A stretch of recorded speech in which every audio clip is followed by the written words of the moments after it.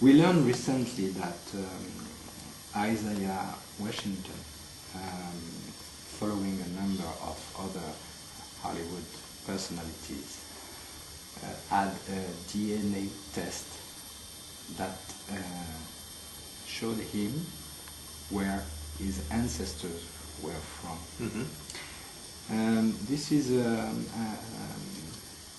new type of relation between Afro-Americans and Africa.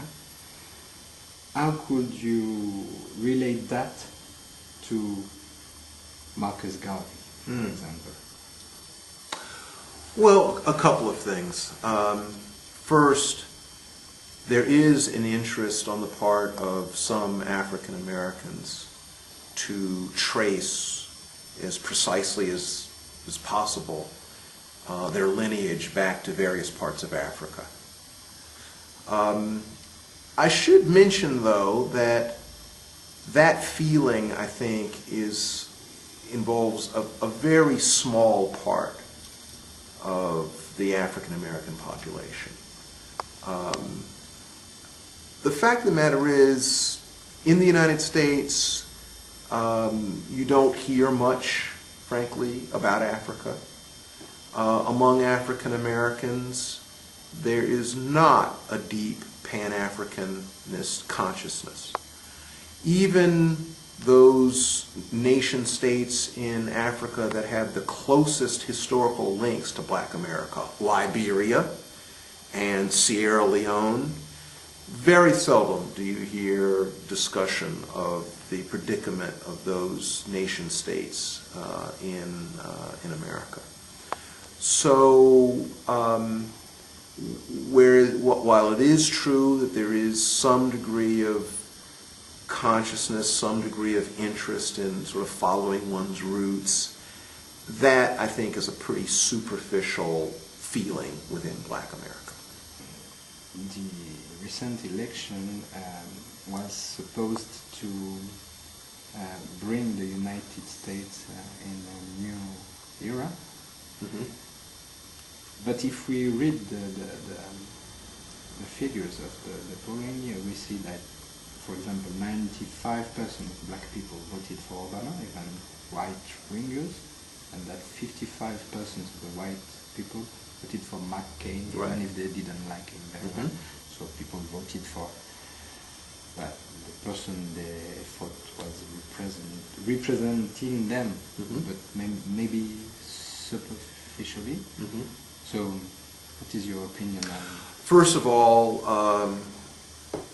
most Black Americans do not like the term post-racial for a variety of reasons. One that you've mentioned. I mean, the election of Barack Obama was a tremendous landmark. It did show that things have changed a great deal in the United States over the past half century. There's no question about that. At the same time, the voting was racially polarized. I mean, if it had just been the white electorate choosing the President of the United States, John McCain would be President of the United States. There was a lot of racial polarity in the voting. Not only that, but in Barack Obama's election, he had to be very, very careful. He won, but he won despite his race. He had to overcome his race. In the United States, it is not mission accomplished. In the United States, we have not overcome racial problems, racial hierarchy, racial oppression is still very much a part of American life. And so, and certainly most Black people are aware of that, and therefore they reject this notion of, you know, America as a post-racial society. No, it's not post-racial. It's you know, the circumstances are different. There has been, you know, considerable positive change. At the same time, racial discrimination is a part of American life in every aspect of American life. If we're talking about housing, if we're talking about employment, if we're talking about the administration of criminal justice, racism, racial discrimination, racial fear, racial resentment, all of that is still part of American life, even in the age of Obama. In your domain, that is criminal law, how could you describe this very disturbing thing that is that the population of the United States is 5% of the world population, and incarcerated population is 25% of the world population, mostly black persons? It's probably not, I doubt that the majority of people incarcerated in the United States are black, but a disproportionate number are. I mean, the black population of the United States is probably, let's say, 12%, and the percentage of incarcerated people in the United States is probably 40% black. So there's a big disproportion. And in the administration of criminal justice, the racial divide is very evident.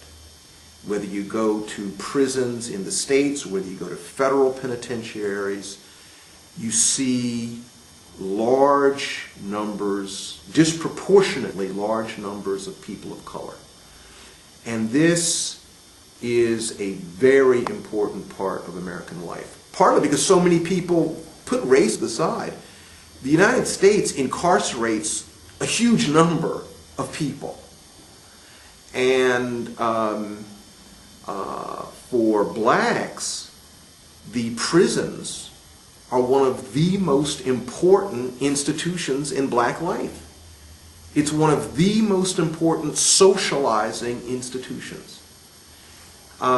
It is one of the most terrible features of social life in America. Black people, myself, I mean, I'm a law professor, I'm a law-abiding, but on the few occasions when I've, for instance, if I'm stopped by a police officer, I've usually had very good, I haven't had any terrible interactions with police officers. The police officers I've dealt with have been fine. But I must say, I'm initially very afraid because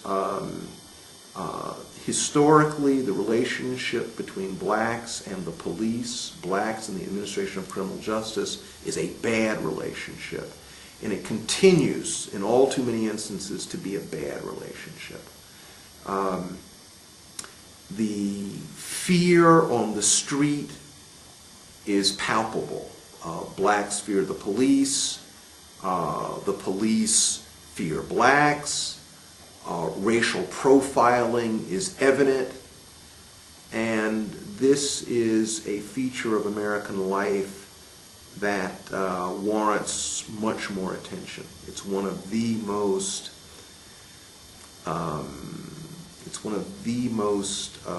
stubborn, one of the most terrible, one of the most volatile issues that confronts Americans.